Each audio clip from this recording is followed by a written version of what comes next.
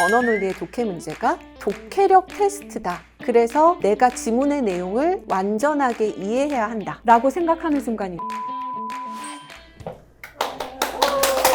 안녕하세요. 저는 해커스에서 언어논리 강의하는 조은정이라고 합니다. 만나뵙게 돼서 반갑습니다. 안녕하세요, 선생님. 피셋 이제 입문하게 된 네. 초봉이라고 합니다. 입문.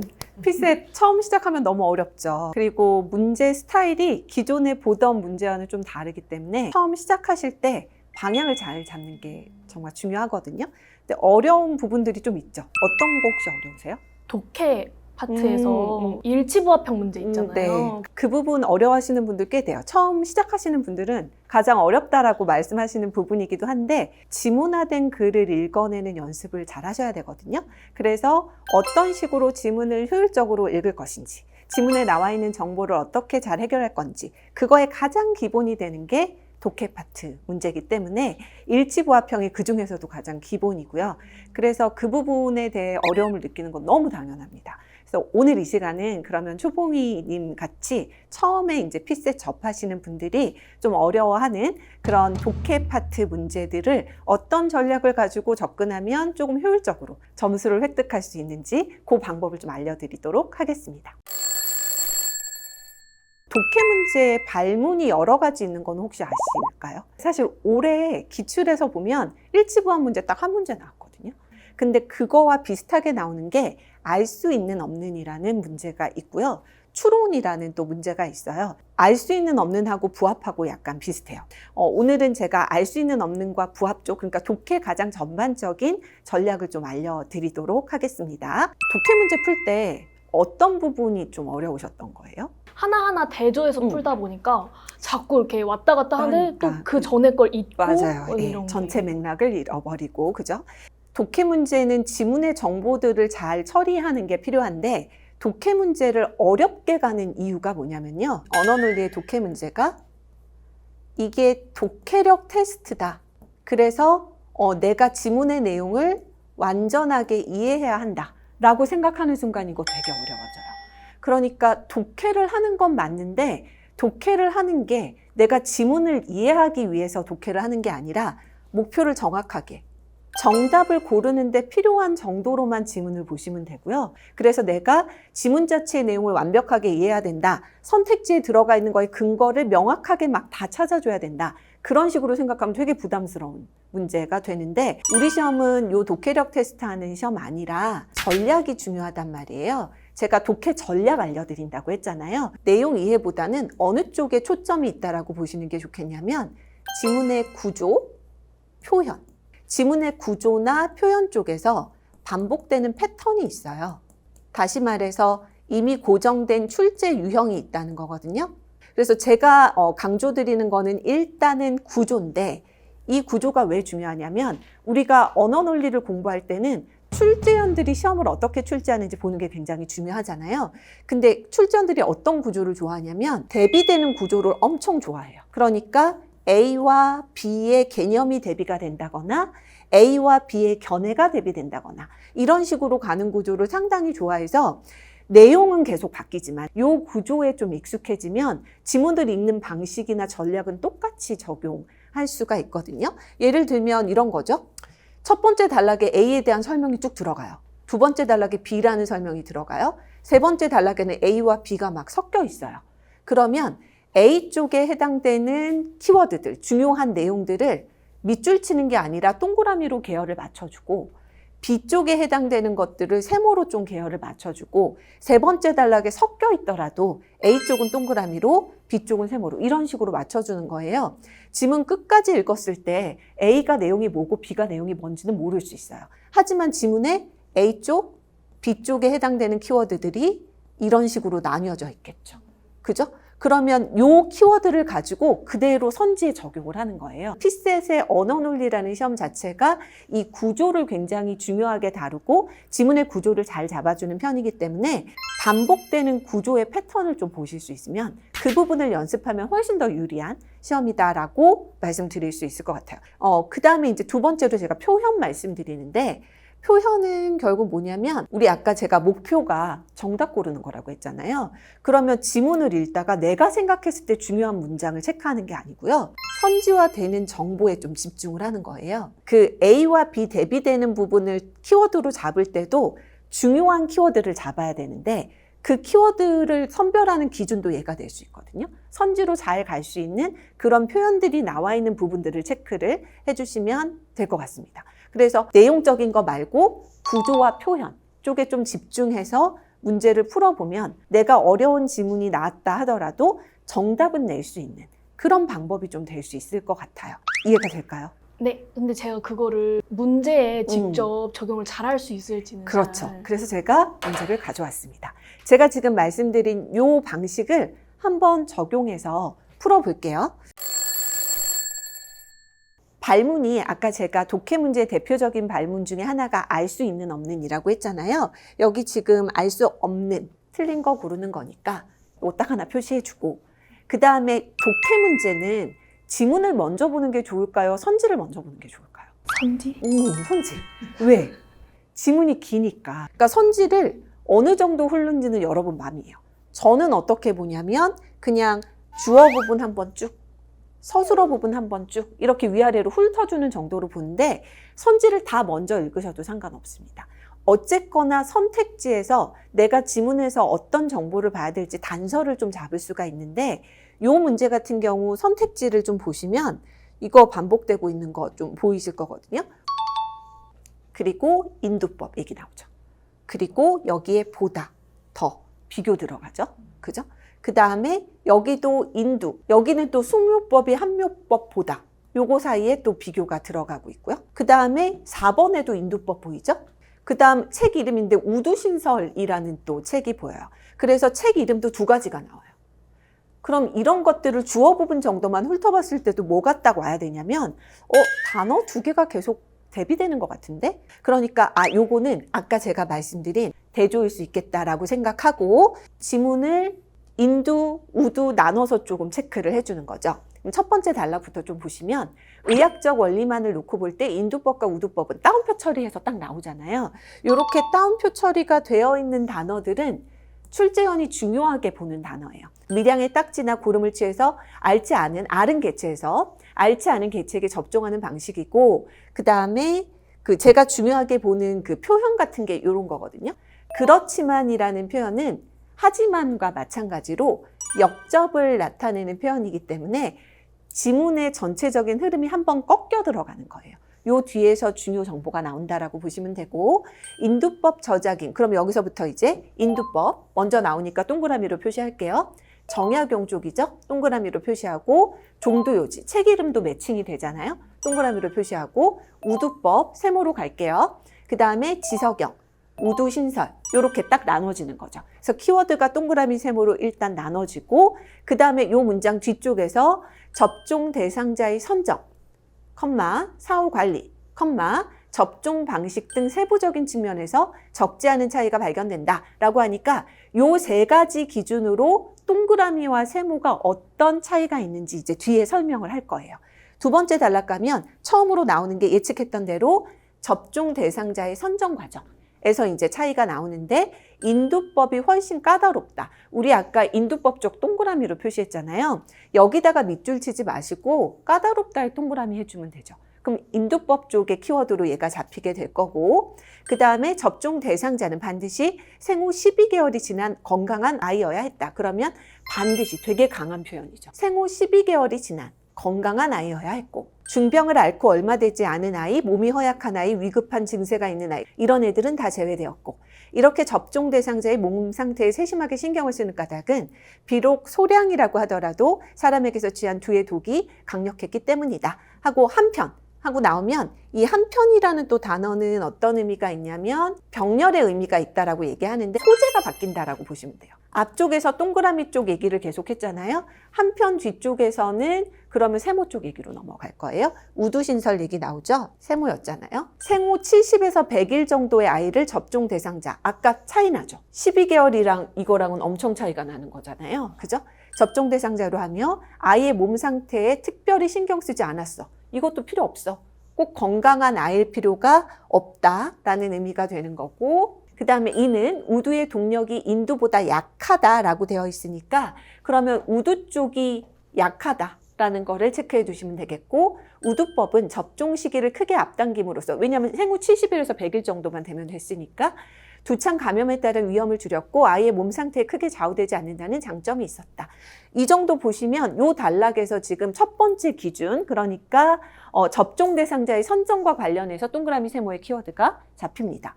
그 다음 단락 가면 우리 두 번째로 체크했던 게 사후관리 쪽이었잖아요. 요게 또 사후관리 또한 달랐다. 두 번째 기준. 정약용은 동그라미 쪽이죠. 접종 후에 나타나는 각종 후유증을 치료하기 위한 처방을 상세히 기재. 지석영, 세모 쪽인데 그런 처방을 매우 간략하게 제시하거나 아예 언급 자체를 하지 않거나. 키워드 딱 요 두세 개로 끝낼 수 있고요. 마지막 단락 쪽에 세 번째 기준이 이제 나올 겁니다. 접종 방식의 차이. 종두요지 쪽은 동그라미 세모로 나눌 때 동그라미로 표시했던 부분이에요. 종두요지의 대표적인 접종 방식으로 두의 딱지를 말려 코 안에 불어넣는 함묘법, 그 다음에 수묘법, 요 두 가지가 동그라미 쪽 방식 키워드가 될 거고, 함묘법은 위험성이 높아서 급하게 효과를 보려고 할 때만 쓴 반면 여기서 비교가 들어가죠. 수묘법은 일반적으로 통용이 됐다. 그러면 위험성이 높은 거 쪽을 이쪽으로 연결해 주고요. 수묘법은 일반적으로 통용됐다를 이쪽으로 연결해 주시면 됩니다. 이에 반해 우두 접종은, 그럼 여기서 한번 또 끊어주고 우두면 세모 쪽으로 가겠죠. 의료용 칼을 사용해서 팔뚝부에 일부러 흠집을 내서 접종했다. 종래 인두법에서 코에 점막에 불어넣거나 묻혀서 접종하는 방식은 기도를 통한 발병 위험이 매우 높았기 때문이다. 이 정도만 비교 대상 되는 거, 이 정도 확인을 해주면 굳이 밑줄 처리 안 하고도 동그라미 세모로 키워드 이렇게 체킹이 된다. 이 문제 정답이 4번이었어요. 그러니까 우리 지금 알 수 없는 거 고르는 거니까 틀린 선택지 고르는 거거든요. 인두법은 우리가 동그라미로 표시했었죠. 의료용 칼은 세모 쪽 키워드죠. 안 맞잖아요, 키워드가. 접종하는 방식이었다. 얘 틀려. 그럼 정답 4번. 그래서 내용 자체로 완벽하게 암기하거나 이해하지 않아도 내가 체크해 놓은 키워드, 동그라미 세모가 제대로 맞았는가 아닌가 여부로도 충분히 답을 찾을 수 있는 그런 문제가 된다. 아까 우리 수묘법, 함묘법 비교되고 있는 거 마지막 단락에서 나왔었는데, 수묘법 쪽이 일반적인 걸로 통용되는 방식이었고 수묘법이 함묘법보다 일반적, 이렇게 연결이 되니까 2번 선택지 같은 거는 옳다라고 판단하시면 되고, 1번에서도 우두법하고 인두법 접종 시작할 수 있는 나이 판단하려면 동그라미 쪽은 12개월, 세모 쪽은 70에서 100일, 훨씬 짧은 게 어느 쪽인지 명확하게 드러나잖아요. 그거 기준으로 인두법보다 더 어리다라는 것도 옳은 내용이 된다라고 판단할 수 있을 거고, 이런 식으로 키워드 매칭으로 충분히 옳지 않은 거, 옳은 거를 구별해낼 수 있기 때문에 내가 미리 지문의 내용을 완벽하게 이해할 필요가 없어요. 그러니까 저는 이게 언어 논리에서 쉽게 독해 문제 푸는 방법 중 하나라고 생각하거든요. 결국 내용이 아니라 아까 말씀드렸다시피 구조하고 표현 같은 거는 제가 아까 반드시 이런 거 강한 표현이다 말씀드렸고, 그 다음에 접속사 같은 거 끊어주는 거 용도로 봤었잖아요. 그런 부분이 핵심이 될 수 있겠다라고 생각하시면 좋을 것 같습니다. 어때요? 적용해 보실 수 있겠어요? 네. 확실히 선생님께서 알려주신 그 전략 사용해서 하면 시간도 훨씬 빠르게 풀 수 네. 있을 것 같고 네. 너무 좋을 것 같아요. 제가 초시 치르고 나서 제시할 때 점수 확 올린 거에 굉장히 도움을 많이 줬던 독해법이거든요. 그러니까 저도 초시할 때는 굉장히 그냥 내용 자체를 이해하려고 했었는데 전략이 없었던 거죠. 이런 게 독해 전략이 될 수 있지 않을까라고 생각합니다. 그러면 오늘 독해 전략 얘기는 이것으로 마무리하겠습니다. 수고하셨습니다. 감사합니다. 논증 쪽은 우리 독해 문제 풀었던 건 조금 달라요. 그래서 제가 뭐라고 말씀드리냐면, 독해 문제 풀다가 논증 문제 풀 때 스위치를 살짝 바꿔줘야 한다. 네, 안녕하세요. 해커스피스의 언어논리 조은정입니다. 안녕하세요, 선생님. 네, 초봉이님 독해 연습 좀 해보셨어요? 이제 복습하면서 네. 풀어봤는데 확실히 전에 풀었던 것보다 훨씬 잘 풀리고 네, 그런 구조를 가지고 있는 지문들이 꽤 많죠. 그죠? 네. 그래서 적용의 영역도 훨씬 더 넓다라고 생각하시면 좋을 것 같고, 그러면 이제 오늘은 어떤 게 또 궁금할까요? 제가 이제 독해 쪽은 그래도 할 수 있을 것 같은데 논증, 유형의 문제를 그쵸. 풀다가 막혀가지고요. 우리 시험 이름이 언어 논리잖아요. 언어가 독해 쪽을 담당하고 있는 거라면 논리 쪽이 이제 논리 논증 쪽 파트에 해당되는 문제가 추가로 출제가 되는데 논증 쪽은 우리 독해 문제 풀었던 거하고는 조금 달라요. 그래서 제가 뭐라고 말씀드리냐면 독해 문제 풀다가 논증 문제 풀 때 스위치를 살짝 바꿔줘야 한다 라고 말씀드리거든요. 지문을 접근하는 방식이나 그런 것들이 조금 차이가 있습니다. 그러면 오늘은 논증 문제 접근 전략 좀 한번 확인해 볼까요? 좋아요. 네. 아까 제가 스위치를 좀 바꿔줘야 한다라고 했는데 어떻게 스위치를 바꿔줘야 하냐면 독해는 우리 지난 시간에 할 때 선지의 내용을 먼저 확인을 하고 그 다음에 지문에 올라가 선지에서 어떤 단서 잡은 거 가지고 지문의 구조를 보고 표현을 보고 문장들을 꼼꼼하게 다 읽어줬었잖아요. 왜 그렇게 했어야 하냐면 독해 문제의 선택지는 지문에 다 들어가 있어요. 근거가 지문에 확실하게 들어가 있기 때문에 잘 모르겠으면 선지 읽고 독해 지문 올라가서 내용 확인해서 1대1로 매칭해줘도 되거든요. 물론 굉장히 비효율적인 방법이지만 그렇게 해도 되는데 논증은 그게 안 돼요. 그러니까 논증 문제는 뭐가 다르냐면 일단 1차적으로 선지에 들어가 있는 내용이 지문에 있다는 보장이 없습니다. 선택지의 내용은 지문에 안 들어가 있는 사례가 나올 가능성이 높아요. 그래서 접근 방법을 그러면 완전 달리 갖고 가야 되는 거죠. 독해 문제 풀 때처럼 지문을 꼼꼼하게 다 읽어주실 필요는 없어요. 그래서 제가 이 논증 문제는 뭐라고 말씀드리냐면 방향의 문제다라고 말씀드려요. 세부 정보를 보는 게 아니라 지문의 방향성, 어느 방향으로 가고 있는지를 보는 게 중요한 거라 그럼 어떤 논증에서 방향을 나타내는 가장 기본적인 게 뭐냐면 주장, 결론 이 부분이거든요. 여러분 혹시 논증은 어떤 글인지 아세요? 우리 왜 학교 다닐 때 혹시 논설문 이런 얘기 들어보신 적 있죠? 논설문, 그러니까 논조가 있는 글, 주장하는 바가 있는 글을 논증이라고 보시면 돼요. 그래서 논증은 주장하고자 하는 결론과 그 결론을 뒷받침하는 전제와 결론으로 구성되어 있는 글이거든요. 그래서 논증의 방향을 결정하는 건 뭐냐면 사실은 얘가 가장 직접적이에요. 논증에서 최종적으로 그 논증의 필자가, 지문에서 필자가 하고자 하는 말이 뭔지 그 결론을 명확하게 잡는 게 제일 중요합니다. 그러니까 지문에서 결론을 제외한 세부 정보에 너무 눈길을 주실 필요가 없는 거예요. 그럼 논증이 지문에 제시가 됐을 때 결론이 몇 개가 나올까요? 하나의 논증의 결론은 하나잖아요. 그 하나의 문장만 잘 찾으면 끝나는 거라서 얘는 지문 읽을 때 굉장히 빠른 속도로 훑어 내려가면서 최종적으로 그래서 네가 하고 싶은 말이 뭐냐 이거를 계속 찾아내는 방식으로 가시면 되거든요. 전제 부분도 중요할 수 있는데 모든 문장이 전제가 되는 거는 아니기 때문에 지문 최종적인 결론 그 다음에 전제를 출제원들이 제시하는 방법은 어떤 거냐면 뭔가 반복되는 단어 같은 거 있어요. 이런 것들 좀 눈여겨보시면 돼요. 그래서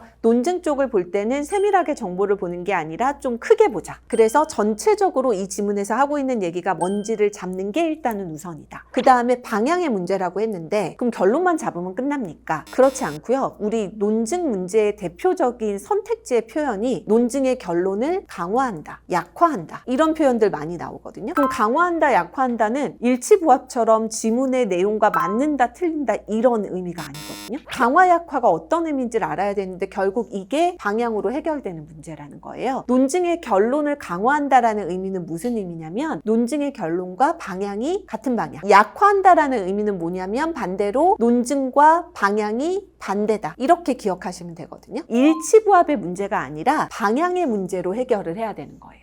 근데 이 문제를 똑같이 일치부합의 문제로 해결을 하면 되게 어렵게 문제가 풀리고 그 다음에 잘못된 답을 고를 수도 있습니다. 그래서 논증의 방향성을 지문에서 잘 찾아주시는 게 중요하다. 근데 이제 요거를 지문에 직접 적용을 해봐야 명확하게 알 수 있을 텐데 저 없이 혼자 하실 수 있을까요? 아니 같이 풀어주세요.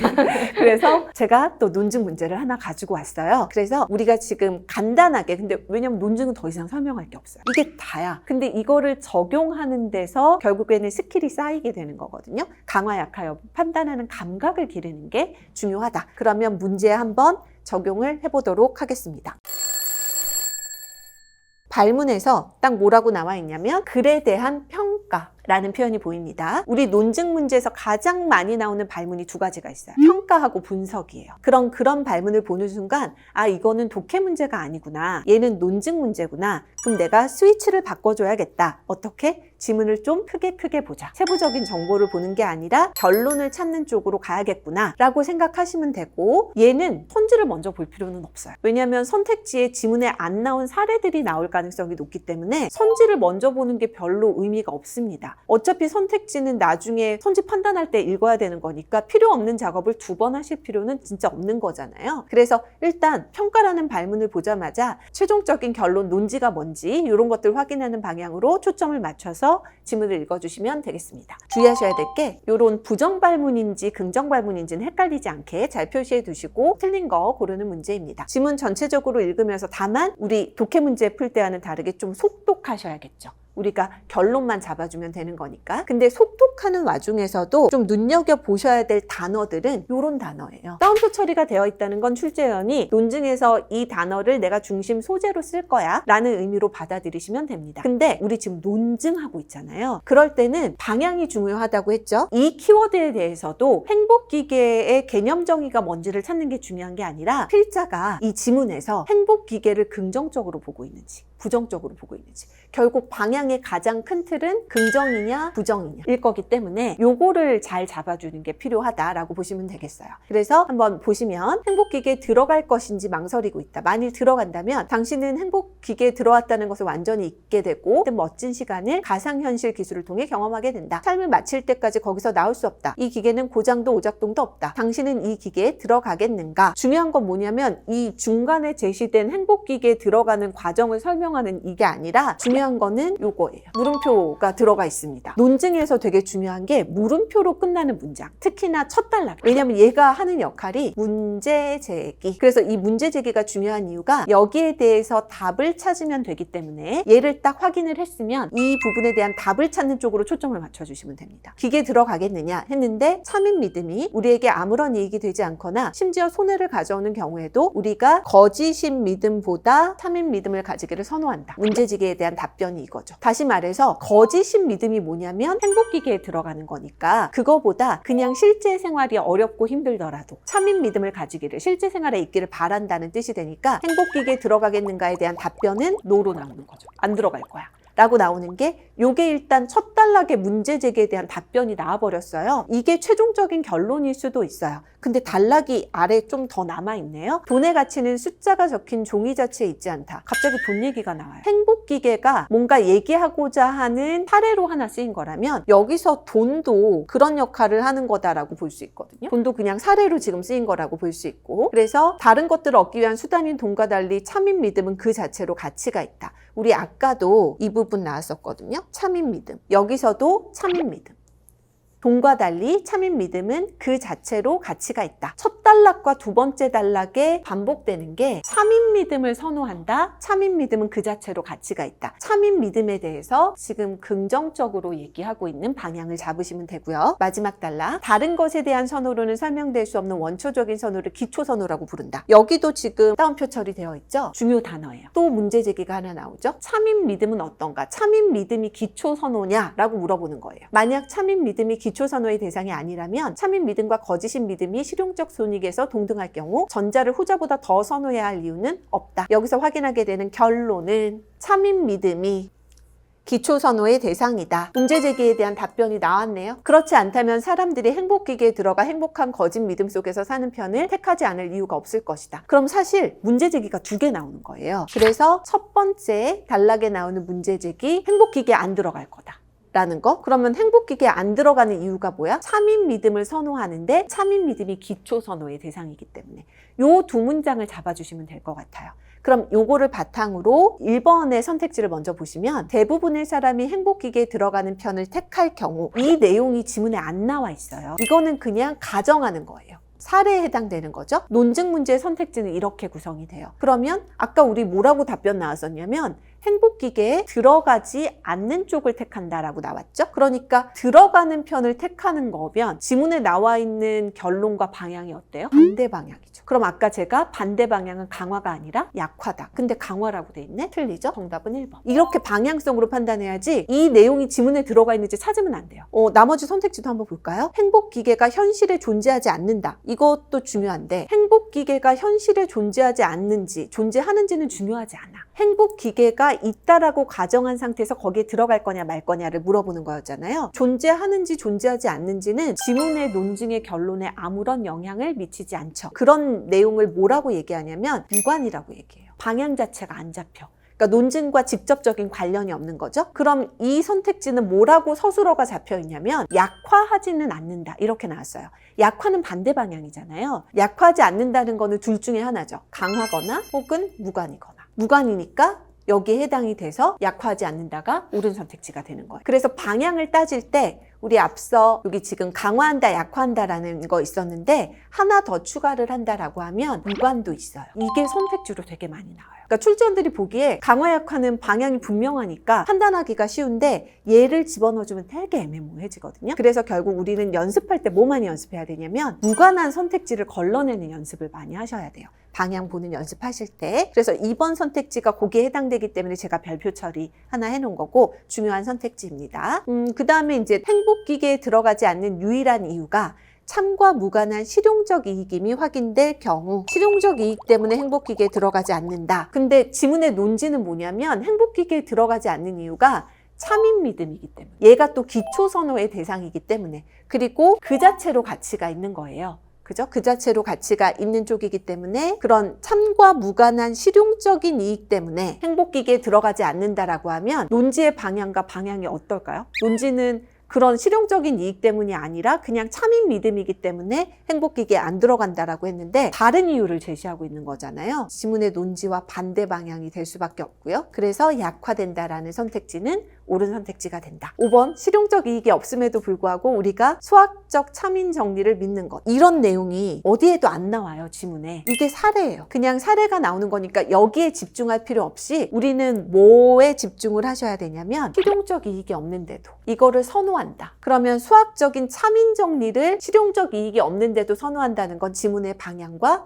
같은 방향이 되는 거죠. 그 자체로 그냥 선호한다라는 뜻이니까 그러면 이거는 논지와 같은 방향이니까 강화한다라고 하면 맞는 선택지가 됩니다. 그래서 일치부합처럼 내용을 찾으려고 올라가면 없어요. 지문에서는 논지를 통해서 지문의 기준을 명확하게 잡고 그거를 바탕으로 강화인지 약화인지 반대 방향인지 그 다음에 같은 방향인지 여부는 이 사례를 끼워 맞춰주셔야 됩니다. 그래서 방향성이 어떻게 판단될지를 결정을 좀 해주셔야 돼요.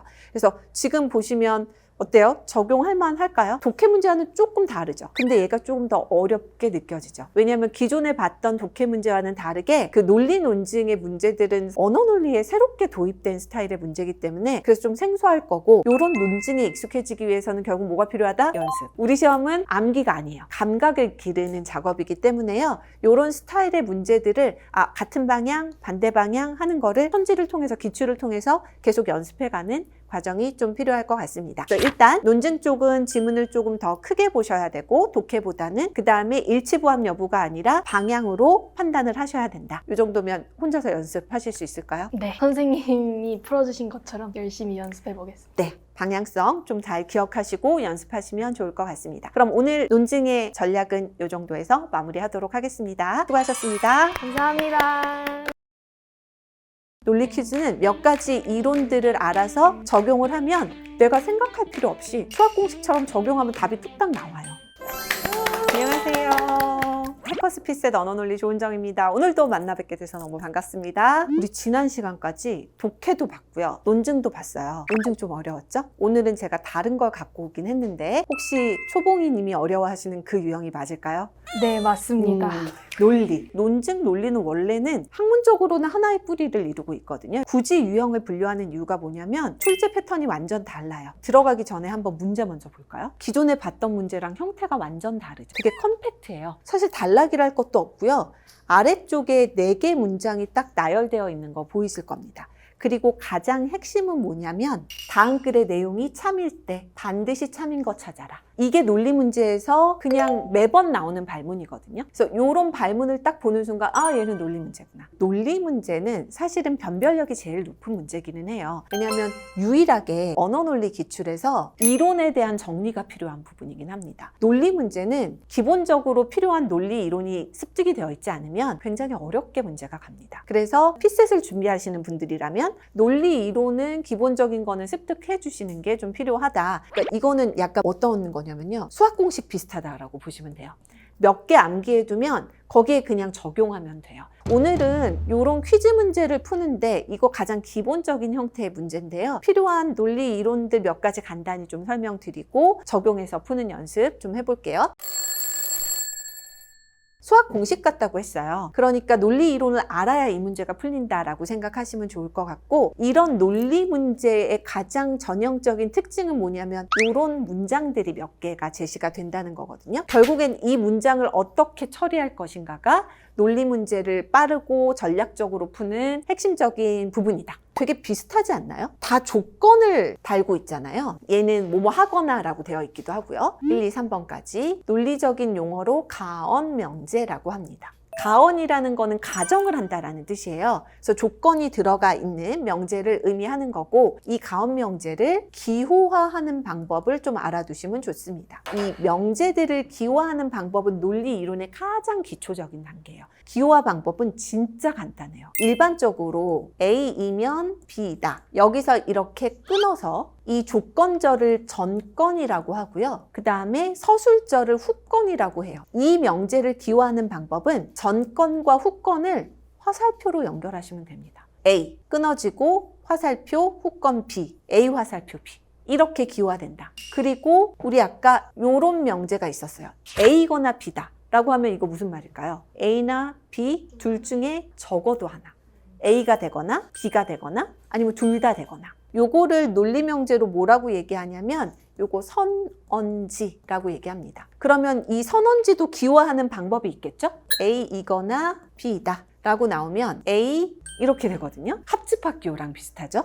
이거 너무 헷갈리더라고요. 저는 기호할 때 어떻게 하냐면 제 마음이거든요. A or B. 그래서 기호화 방법을 이렇게 안다면 지문에 나와 있는 이 4개의 문장 있잖아요. 바로 기호화할 수 있을 것 같은데. 이거 기호화하는 이유는 뭐냐면 문장을 간단하게 만들기 위해서예요. 그래서 명제들 간의 관련성을 보는 게 핵심이에요. 논리 퀴즈 문제는 한번 볼까요?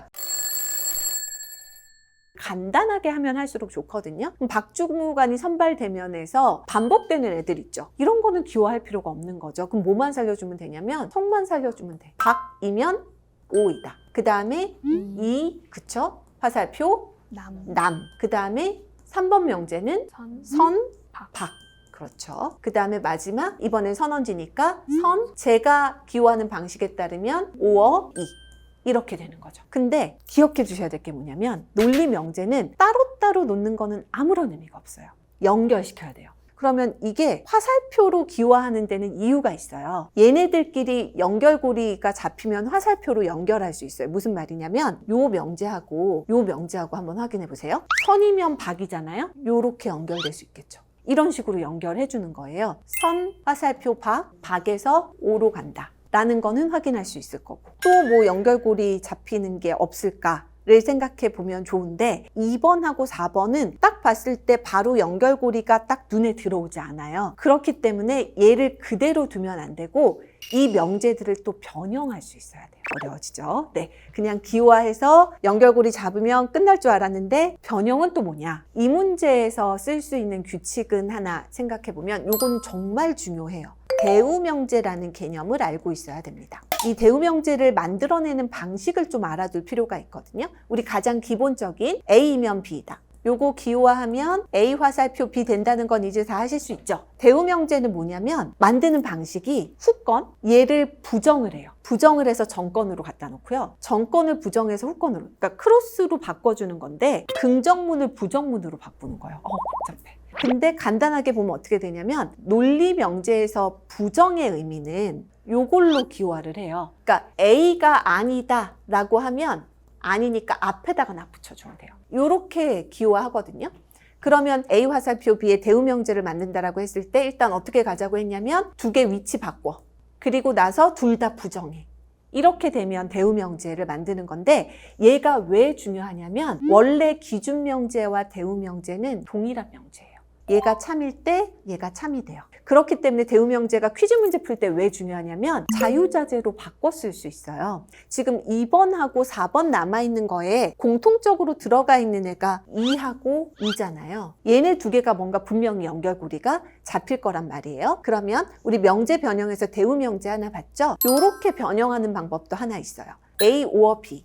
A or B의 의미가 뭐였냐면 A와 B 둘 중에 적어도 하나. 였잖아요. 그러면 그 말인즉슨 만약 A가 아니야. A or B인데 A가 아니라는 게 확정됐어. 그러면 B가 될 수밖에 없다는 거죠. A가 아니라면 B가 될 수밖에 없어.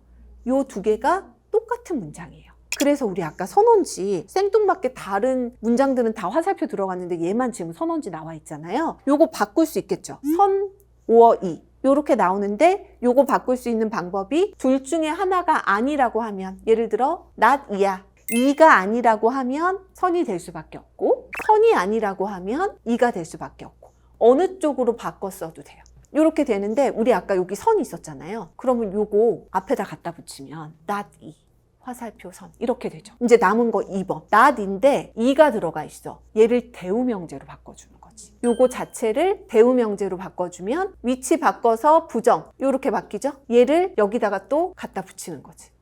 4개의 명제가 딱 이렇게 연결이 되는 거예요. 이거 가지고 선택지를 한번 이제 판단을 하는 거예요. 남주무관이 선발된다라고 했는데 지금 남주무관이 선발된다는 결론이 나올 수 있을 만한 정보가 없어요.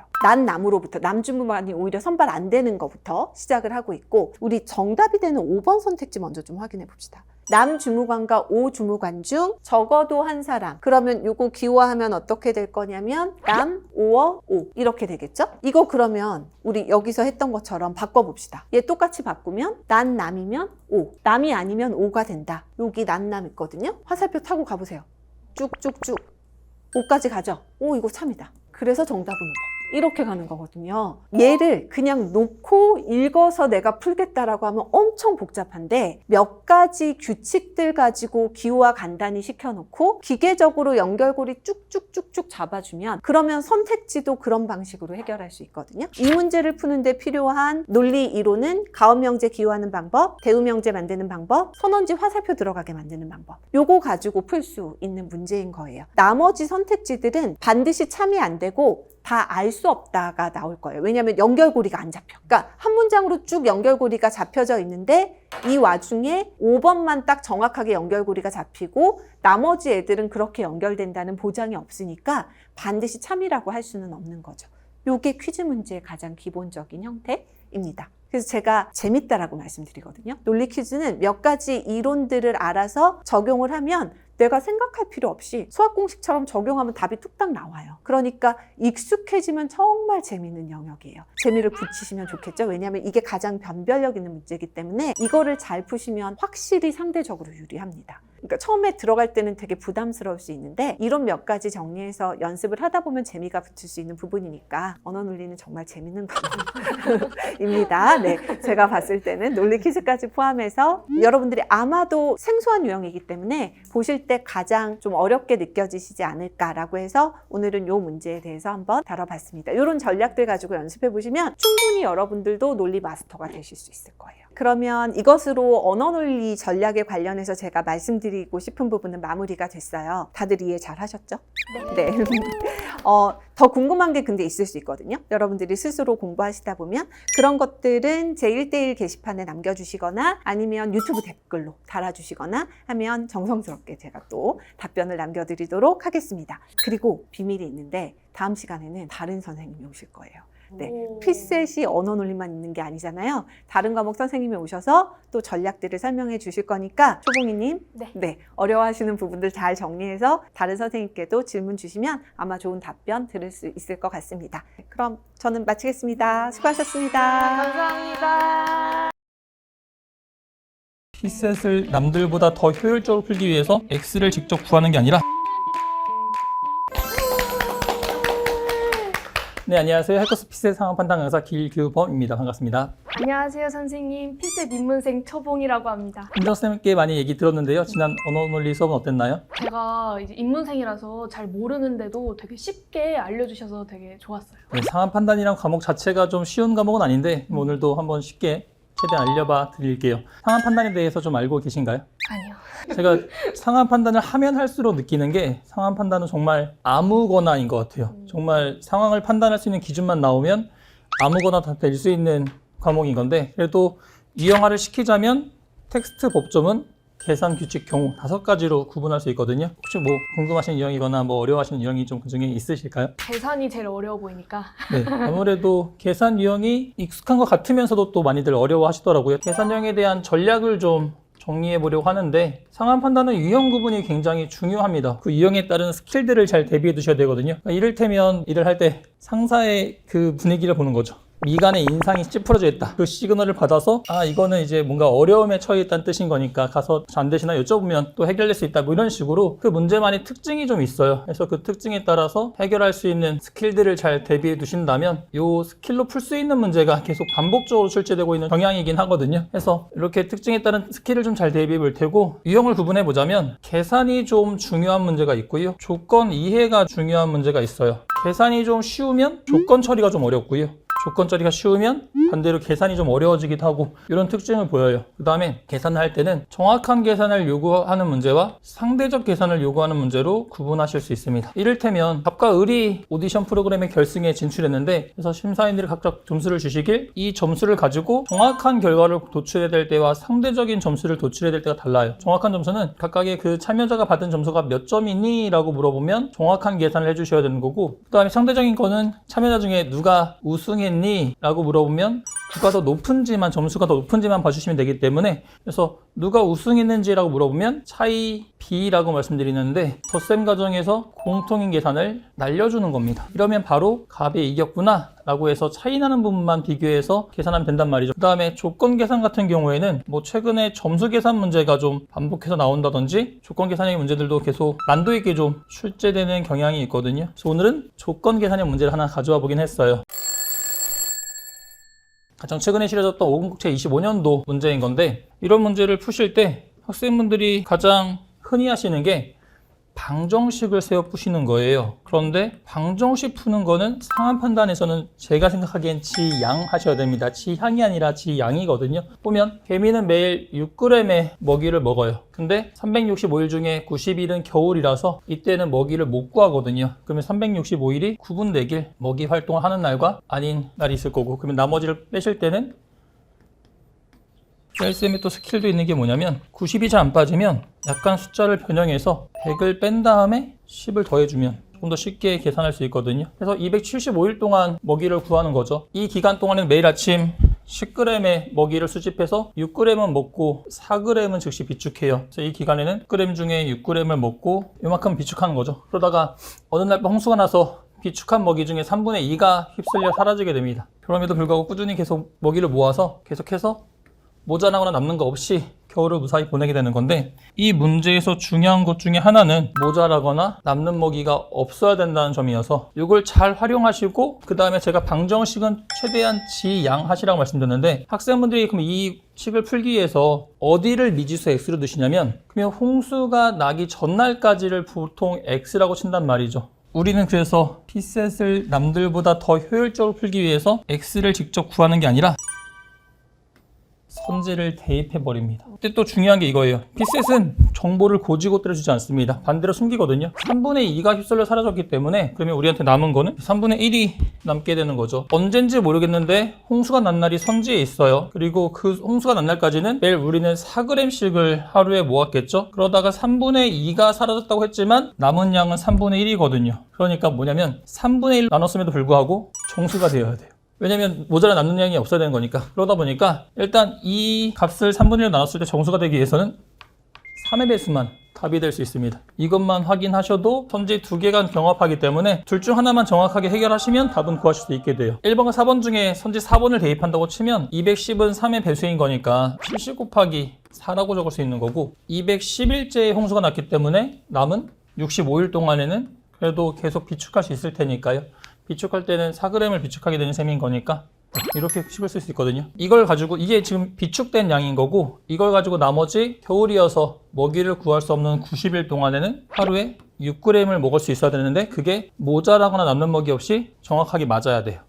그래서 이게 맞는지를 검증하시면 된다는 거죠. 이때도 또 잔잔한 스킬이 있습니다. 학생분들은 또 이거를 그냥 곱하고 곱해서 더하시거든요. 여기는 4가 공통이기 때문에 묶어낼 수 있어요. 그래서 여기서도 4란 숫자를 찾아줍니다. 그래서 6을 4로 바꿔주면 똑같이 곱하기 4라는 구조를 만들 수 있어요. 대신 여기서 6에서 4로 바뀌기 위해서는 3분의 2를 해줬기 때문에 이 곱셈 구조를 그대로 유지하기 위해서는 90에다가는 반대로 2분의 3을 해주면 그대로 되는 거죠. 그러면 135가 나오게 될 테고, 그러면 묶어냈을 때 더한 135와 여기서의 135가 같아지는 결과가 나오는 거죠. 딱 맞아 떨어지니까 선지 4번이 정답이 되는 거고요. 그러니까 중요했던 게 두 가지가 있었습니다. 3분의 1이 남는 거니까요. 그러기 위해서는 그 전까지 비축해 놓은 양이 3의 배수였어야 되는 건데, 근데 비축하는 하루의 양이 4에는 3의 배수의 성질이 없거든요. 그렇기 때문에 선지에서 3의 배수의 성질이 있었어야 돼요. 그래서 바로 선지 1, 4번을 줄이게 되는 거고, 하나를 붙잡고 계산하시되, 계산하실 때는 이렇게 살짝 수구조만 바꿔주시면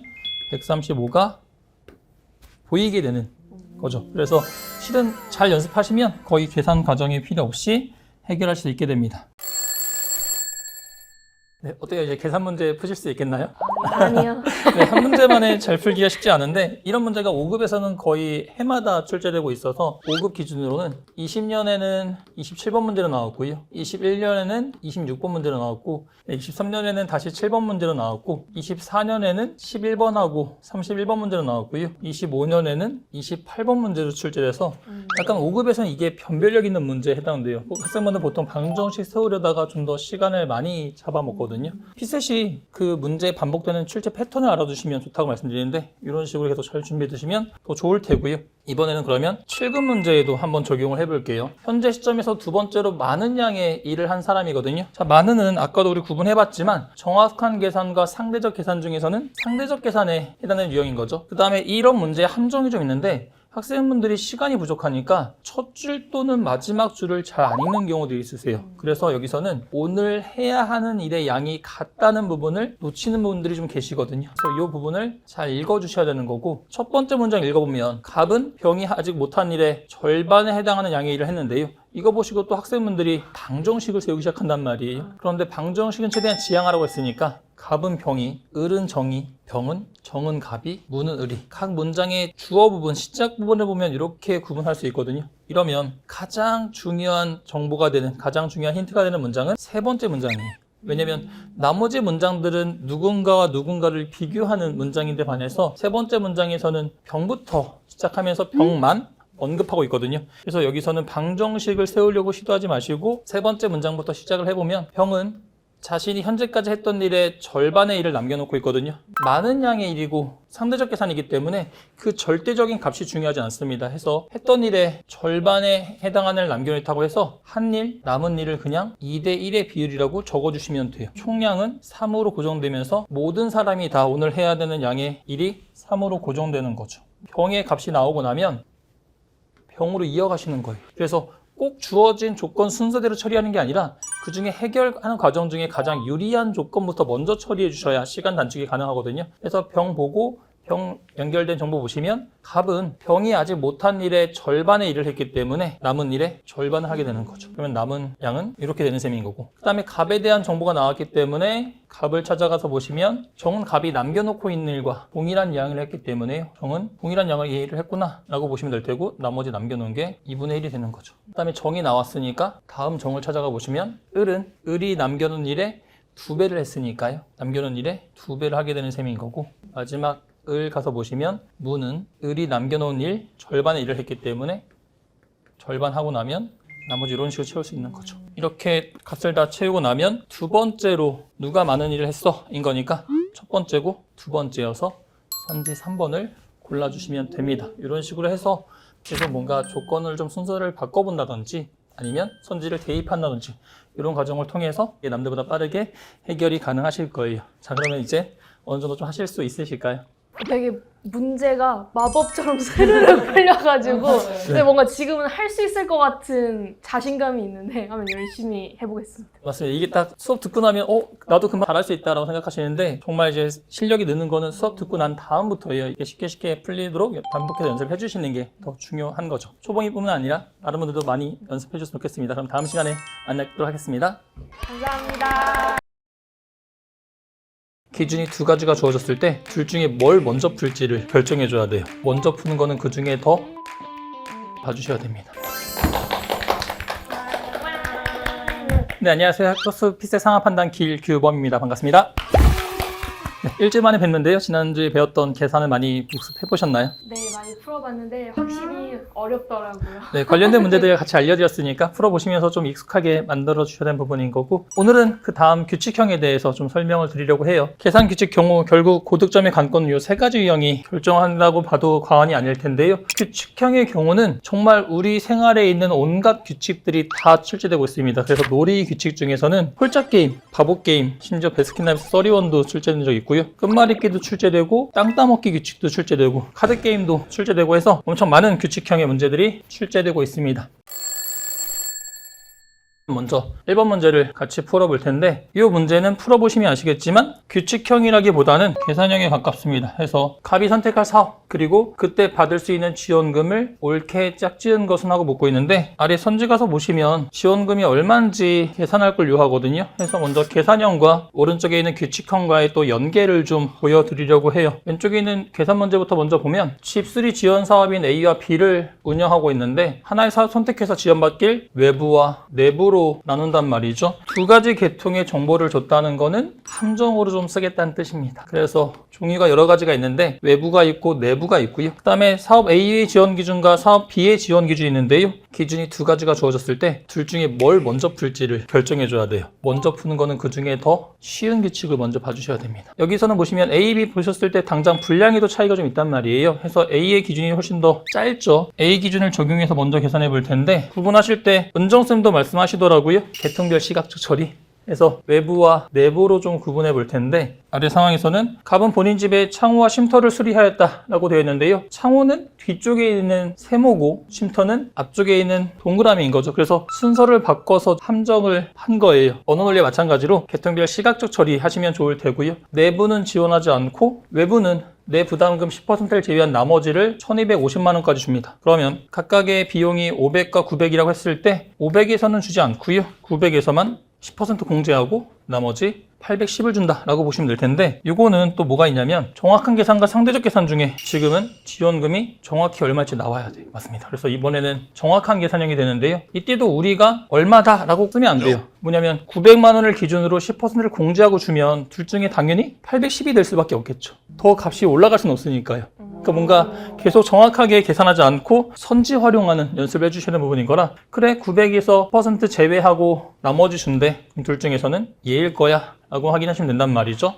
그 다음 B를 계산해 볼 텐데요. 문제에서 물은 건 어떤 걸 선택하니 이거고, 지원금이 더 많은 사업을 선택할 거란 말이죠. 그럼 이번에도 또 B에서 선지를 활용해 볼게요. 이 값들을 계산하는 게 아니라 우리는 이 중에서 1250만 원이 가능한지만 확인합니다. B의 값을 제시된 게 세 가지잖아요. 근데 만약에 B도 810만 원이 나오잖아요. 그러면 A도 810, B도 810일 때 더 많은 사업을 선택하라고 했는데 값이 같을 때 어떤 사업을 선택할지에 대한 기준은 안 줬어요. 그러니까 그 규칙이 없다는 뜻은 B가 810이 나올 리는 없다는 뜻입니다. 그러니까 B가 1250만이 나오지 않는 한 그냥 우리는 바로 선지 2번을 골라주시면 돼요. 그러니까 이런 식으로 실제 계산이 아니라 다 요령들이 있어요. B의 경우는 보시면 담장과 쉼터는 둘 중에 하나의 항목만 지원하며 각각 300과 50만 원 한도 내에서 전액 지원한단 말이죠. 그럼 우리 좀 전에 쉼터 봤었잖아요. 쉼터는 50만 원까지 주는 셈인 건데, 그렇게 치면 이 1250만 원을 검토할 때는 우리 범위에 대한 생각을 좀 할 수 있어요.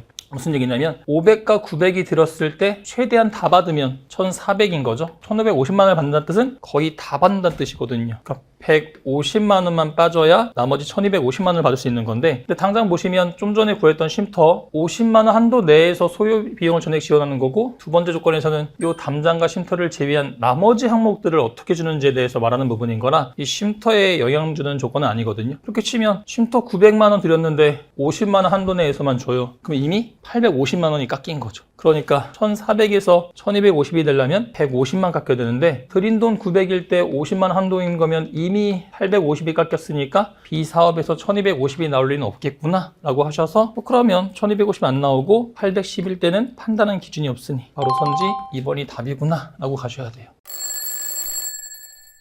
왼쪽 문제가 7급 22년 문제였거든요. 그리고 다음에 23년 3월에 치러진 5급 공채 1년이 채 되기 전에 출제된 이번 문제를 보면요. 사업 A의 지원 기준, B의 지원 기준, 그리고 여기도 똑같이 방식 1, 2가 있어요. 결승점을 정리하는 방식으로 다음 두 가지를 제시했단 말이죠. 왼쪽 문제와 규칙을 주는 형식이 괄호 형식으로 동일합니다. 방식 1과 방식 2를 읽어보시고요. 그럼 우리는 어떤 판단을 해줘야 된다고요? 뭘 먼저 볼지를 결정해줘야 되는 거고, 둘 중에 뭘 먼저 볼지 결정하실 때는 기준이 이유가.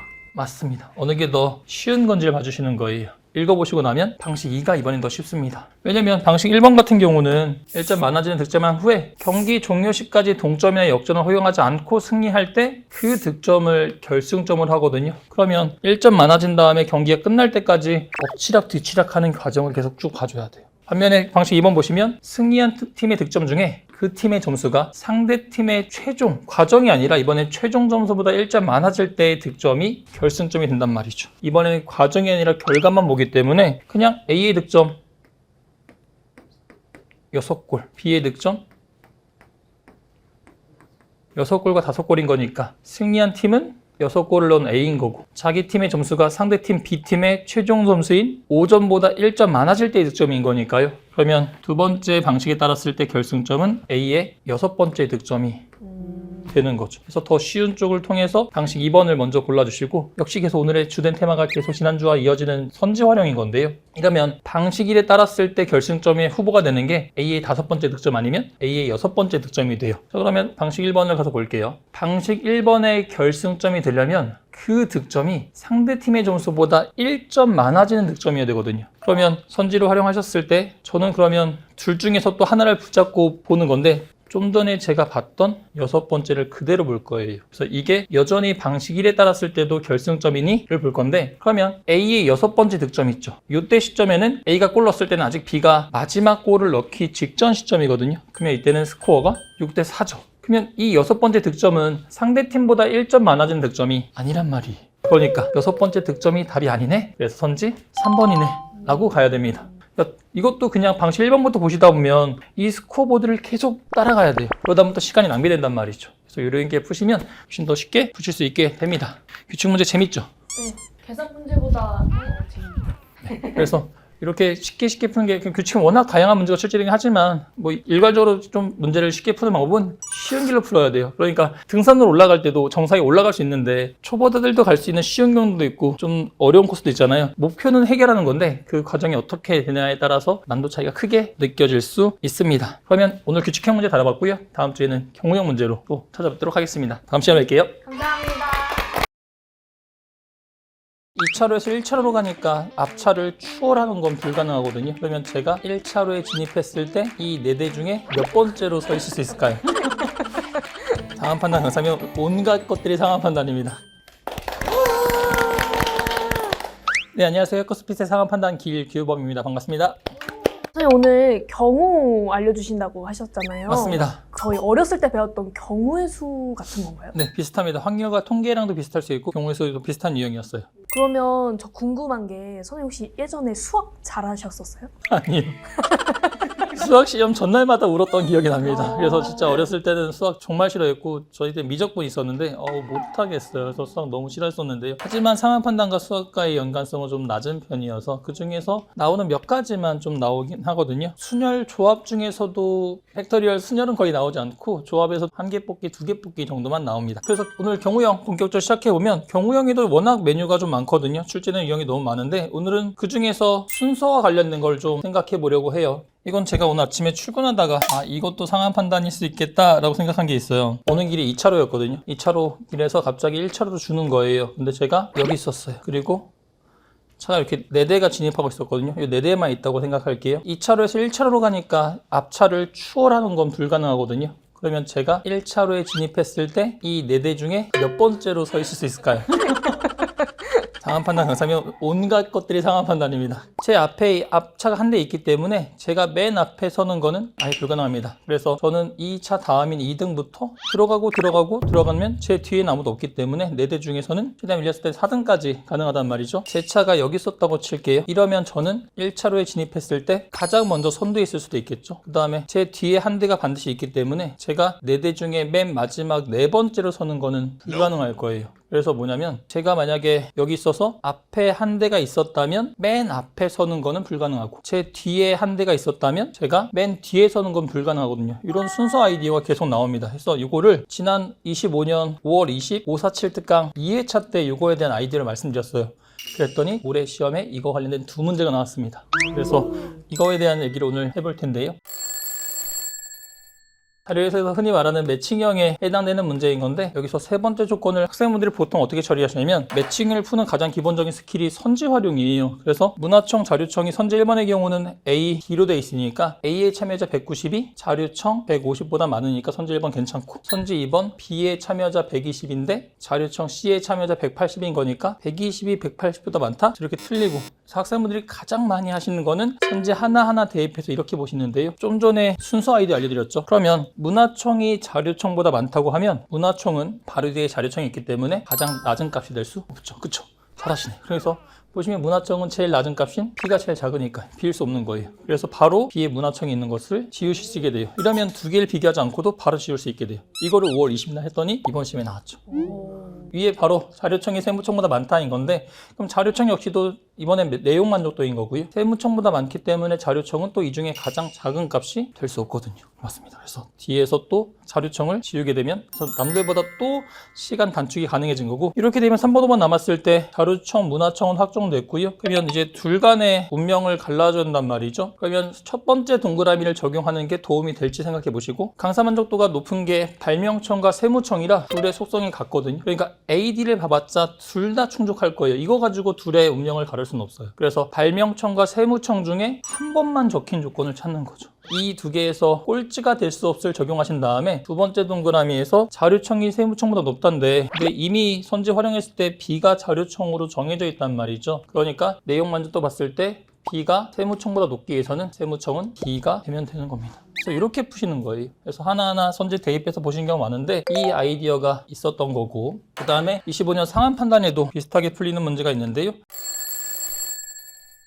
값과 병이 근무처 어디서 일하는지, 직위가 뭔지 이 세 가지 중에 하나를 확정해 주셔야 되는 경우형 문제가 되거든요. 이때도 학생분들이 보통 그냥 직접 푸시는데 지난주부터 이어졌던 3주차 수업의 연속적인 흐름이 상한 판단에서 직접 해결하지 않고 그래서 선지를 좀 활용하시는 건데요. 값과 병에 대한 정보를 줘요. 일부러 을은 쏙 빼놓죠. 지난주 했던 것 중에 개미 문제에서 3분의 2가 휩쓸려 갔으니까 남은 건 3분의 1이다를 우리가 찾아냈어야 되잖아요. 근데 여기서도 보면 값과 병을 통해서 을이 어디서 근무하는지 우리가 또 확정할 수 있어요. A, B라고 돼 있으니까 현재 3번까지는 C인 거고 B, C라고 돼 있으니까 A인 거죠. 그 다음에 근무지에 대해서 말하는 게 값 C 우체국에서 근무하지 않는데 A 또는 B인 거니까 괜찮고요. 여기서는 어디서 근무하는지 얘기가 없고 병 A에서 근무하지 않는데 A에서 근무하지 않으니까 둘 다 선지 괜찮단 말이죠. 근무지에 대한 조건 다 충족을 했고 이제는 직급에 대해서 봐주셔야 되는데 여기서 말하는 이 문제에서 직급은 그게 이 문제의 가장 큰 함정이었던 건데 국장, 과장, 팀장이 말하는 건 직위고요. 직급은 네,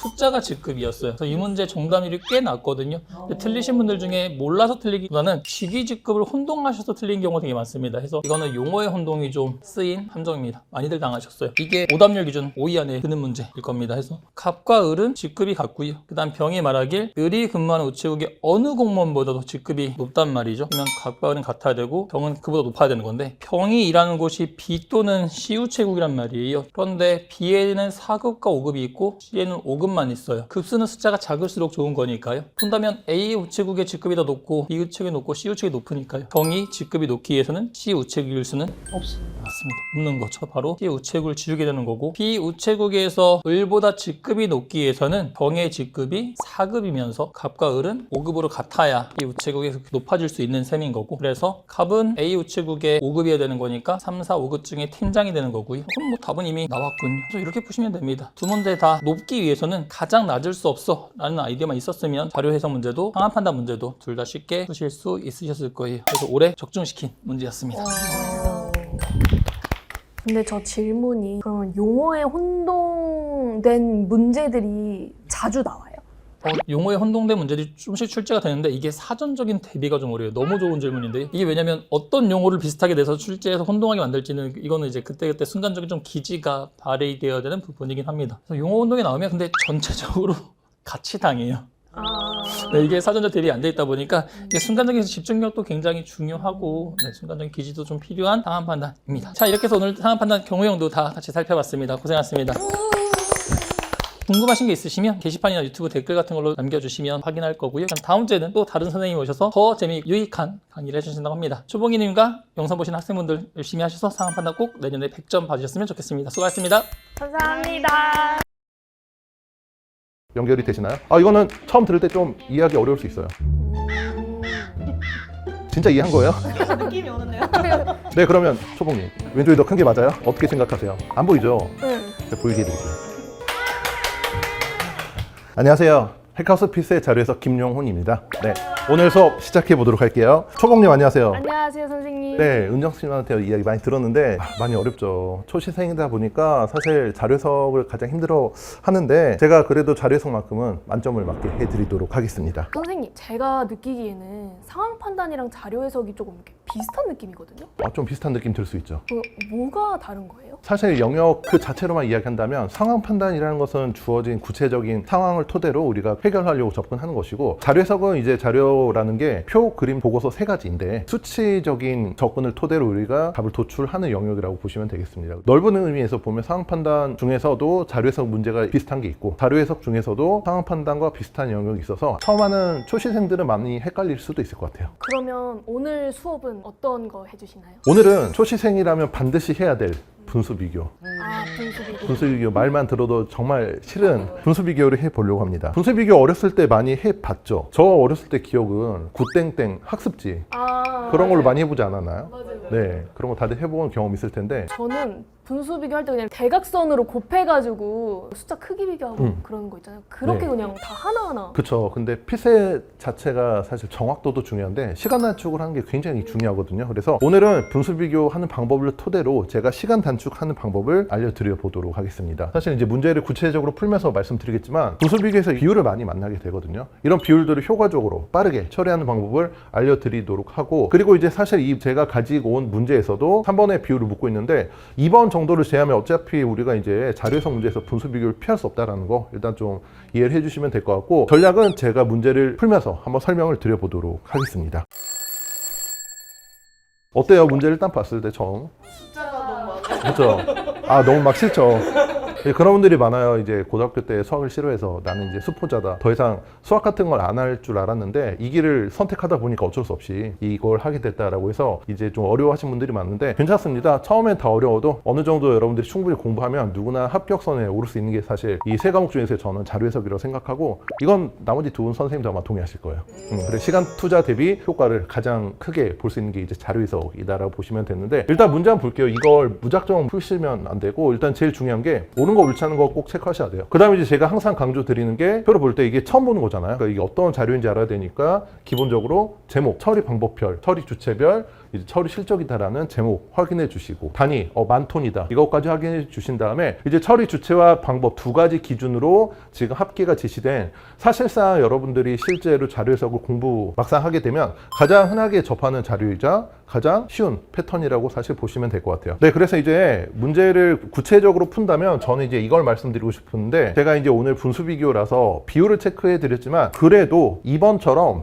비율을 묻지 않은 선택지부터 먼저 처리하고 쉽게 시작하는 게 낫지 않을까 생각이 들어요. 체감 난도가 다르다라는 거죠. 처음에 어려운 걸 시작하고 끙끙대는 것보다 좀 쉬운 걸 건드리면서 스텝 바이 스텝으로 약간 계단 올라가는 듯이 접근을 하면 좋을 것 같아요. 이번은 제가 특별히 알려드리지 않아도 풀 수 있는 거니까 간단히 보도록 할게요. 공공 위탁보다 매 처리 방법에서 기타를 제외하고 많다라고 했는데 제가 색칠 놀이를 좋아해가지고 재활용인 경우는 오히려 공공보다 위탁이 많기 때문에 이런 거 보고 일단 2번은 답이 아니구나 라고 체크하고 넘어가시면 좋을 것 같아요. 그 다음에 이제 4개의 선택지가 남았는데 사실 15%다, 75다, 90이다 앞으로 여러분들이 굉장히 많이 만나실 텐데 각 비율의 특성을 보고 우리가 좀 다르게 접근해야 되는데 제가 하나씩 말씀드려 보도록 할게요. 일단 식을 한번 세워보도록 하죠. 1번 같은 경우는 전체 처리 실적이라고 하면 전체 합계 2270을 의미하는 거거든요. 그러면 여기다 간단히 식을 적어보죠. 2270 중에서 매립의 비율이니까 291이 차지한 비율이에요. 이게 15% 이상이다라고 했을 때, 그럼 보통 초심자들은 2270에 뭐 0.15를 곱해야 되느냐 이렇게 이제 고민을 하실 텐데, 제가 이제 이 15%는 1의 자리가 5%로 떨어진 애들은 일명 비율 쪼개기를 하라고 말씀을 드리는데, 이게 뭐냐면 15%는 단순히 우리가 생각해도 뭐 0.1 곱해야 되나 이렇게 생각하는데, 이거는 사실 10%와 5%의 합이니까 비율을 둘로 나눠가지고, 사실 10%는 되게 쉽거든요. 공 하나만 떼면 되니까. 그리고 5%는 그 공 하나 뗀 숫자를 절반으로 나누면 되니까. 그래서 2270의 10%인 227과 5%는 얘 절반이니까, 또 내가 T라고 너무 자세히 하지 마시고 대충 계산해가지고 110, 뭐 한 3 정도? 얘네를 합했을 때 340이 되겠죠. 즉, 이 2270을 기준으로 15%를 넘으려면 340보다 커야 되니까 290이라면 15% 이상이 되지 못한다 라는 식으로 처리하시면 되겠습니다. 네, 그 다음에 이제 먼저 5번을 한번 해보도록 할게요. 5번도 굉장히 많이 나오는데, 제가 15%는 뭐? 비율 쪼개기. 90%가 나올 때는 반대 해석을 해야 되겠구나. 100, 120? 맞아요. 역시 초봉이 아닌데요. 네, 그래서 반대석이라는 거는 사실 여사건 확률이라고도 이야기하는데, 이 용어들을 외우는 건 의미가 없고, 그러니까 방금 초봉님이 말씀하셨던 대로 90이라면 100% 중에 10%를 빼면 되니까, 그럼 이제 일단 식을 세워보도록 하죠. 소각 처리, 생활계 폐기물 중이라고 했으니까, 그러면 565분의 447이 90% 이상이 되겠느냐라고 물어보는 것이니까, 이걸 만약에 반대해석으로 한다면 565라는 분모는 그대로고 10%가 된 숫자는 사실 쉽게 생각한다면 분모에서 분자를 빼주시면 돼요. 그래서 118이 얼마 이하?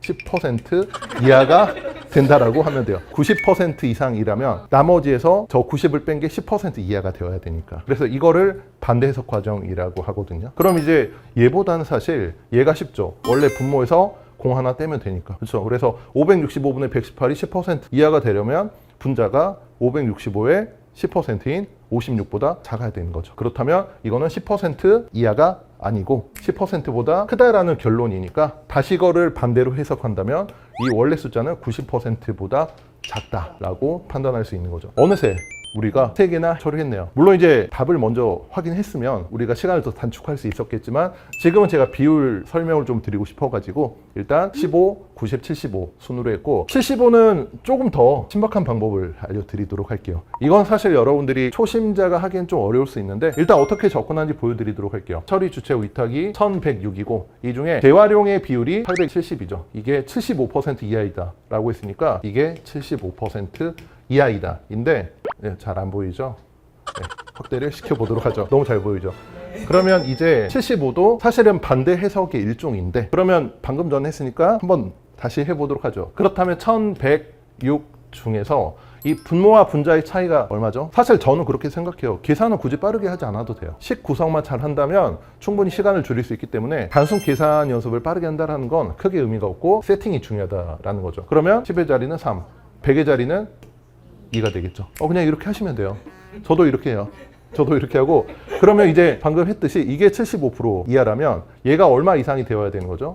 25. 좋아요. 네, 금방 잘 하시네요. 네, 이것만 하면 사실 절반 이상은 이 문제를 풀었다라고 볼 수가 있고, 75%와 25%를 분수로 나타내면 얼마죠? 4분의 3이 되고, 얘는 4분의 1이 되겠죠. 그러면 이제 잘 들어보세요. 전체가 1106인데 이제 너무 많으니까 그냥 4개라고 하죠. 그 중에 870이 차지한 비율이 75% 이하라면 전체 4개 중에서 3개 이하가 되어야겠죠. 마찬가지로 236은 전체 1106의 25% 이상이니까 1 이상이 되어야겠죠. 연결이 되시나요? 이거는 처음 들을 때 좀 이해하기 어려울 수 있어요. 진짜 이해한 거예요? 그런 느낌이 오는데요. 네, 그러면 분자에 해당하는 숫자만 끌어와 볼게요. 236이라는 숫자는 1 이상인 크기라고 우리가 볼 수 있고, 870이라는 숫자는 얼마 이하? 3 이하라고 볼 수가 있죠. 그러면 1 이상인 숫자에다가 3을 곱하게 되면 3보다 큰 숫자가 되어야겠죠. 그러면 3보다 작은 애보다는 무조건 크거나 같다라는, 최종적으로 이 빨간색 식이 도출이 되는데, 그러니까 선택을 하세요. 보라색으로 제가 적어드린 분수식의 비율을 계산을 할 것인지, 곱셈식 변환해가지고 이거를 검증하든지. 그래서 236의 3배면 잘 쳐줘봤자 700 수준이거든요. 그렇다면 870을 넘지는 못할 테니까 틀렸구나 라고 처리하면 되는 거죠. 네, 일단 제가 틀린 선택지 위주로 골라드렸어요. 그러면 이제 답은 3번인데 3번은 더 쉬워요. 각 처리 주체에서 공공이 자가보다 높다라고 했으니까 공공은 1143분의 286이 차지한 비중이고 자가는 21분의 1이 차지하는 비중이죠. 네, 그러면 초봉님 왼쪽이 더 큰 게 맞아요? 어떻게 생각하세요? 안 보이죠? 제가 보이게 해드릴게요. 21분의 1이잖아요. 그럼 뒤에 공을 똑같이 하나씩 붙여서 210분의 10으로 만들면 21분의 1이나 210분의 10이나 똑같은 숫자의 비율이잖아요. 하나 더 붙여볼까요? 2100분의 100. 그러면 보니까 이건 분수 비교를 몰라도 할 수 있는 거예요. 분모는 이쪽이 더 작은데 분자는 이쪽이 더 크니까 이쪽이 큰 게 맞네요. 네. 이렇게 하면 답을 도출할 수 있고, 사실 실제 이 문제가 작년 7급 23번 문제였어요. 분수 비교 문제였고 방법만 알면 답 굉장히 빠르게 찾아갈 수 있겠죠. 초봉님 어떠신가요? 제가 지금까지 한 분수 비교는 분수 비교가 아니었구나 그런 생각을 했습니다. 이게 이렇게 쉬운 거예요. 맞아요. 그래서 사실 인내심이 좀 필요한 작업이긴 하지만 누구나 분수 비교 방법만 잘 터득한다면 분수 비교의 마스터가 될 수 있는 거죠. 네, 박수 칠까요? 네, 좋아요. 선생님, 그럼 네. 저 궁금한 게 이런 분수 비교 문제 같은 걸 풀 때 뭐 몇 분 안에는 풀어야 좋다 이런 게 있나요? 사실 이런 심플한 분수 비교 문제는 2분 컷이에요. 2분 내에 푸는 게 좋고, 사실 연습이 필요한 부분이라서 최소 3개월 그리고 6개월 이상 연습을 한다면 한 30초 이상 단축시킬 수도 있고, 근데 사실 그거보다 더 중요한 게 문제 보는 눈이 중요하긴 해요. 내가 어떤 선택지부터 일단 확인할 것인지. 그러니까 이 느낌을 보시면 될 것 같아요. 2번을 제한 1, 3, 4, 5 넷 중에 초록색으로 체크한 넷 다 비율을 도출하는 건데, 이 3번이 1, 4, 5가 다른 게 뭐냐면 이 비율을 단순히 비교한 거고, 우리가 1, 4, 5번은 구체적인 숫자를 확인한 거니까, 사실 이런 경우라면 저는 3번 같은 선택지를 먼저 할 것 같아요. 그렇게 된다면 풀이 시간을 굉장히 대폭 단축시킬 수가 있겠죠. 선생님, 저 이제 분수 비교법은 마스터한 것 같습니다. 네, 이렇게 마스터가 한 명 더 늘어났군요. 다시 한번 요약하면 이 분수 비교는 구체적인 분수의 수치를 지금 도출한 게 하나도 없죠. 비교가 핵심이라고 생각하셔야 돼요. 왜냐하면 초보자들은 일단 계산하고 보자라는 마인드가 굉장히 강하거든요. 그래서 계산을 해야지라는 급발진이 걸리게 되면 살짝 잡아주시고, 내가 이거 식을 구성해가지고 비교를 해야겠다라는 마인드로 접근을 하셔야 됩니다. 아까 말씀드린 대로 3개월 이상 하면 누구나 할 수 있는 거니까 꾸준히 연습하시면 되고, 우리는 또 다음 주에 봅시다. 안녕히 계세요. 감사합니다. 그래서 그 당시에 제가 이 문제를 굉장히 강조했는데, 이 문제를 푼 친구들은 거의 다 합격했고, 이 문제를 못 푼 친구들은 약간 좀 위험하긴 했어요. 그래서 이 문제가 정말 합격의 키포인트가 됐던 문제로 저도 기억하고 있습니다. 안녕하세요. 해커스 필스의 자리에서 김용훈입니다.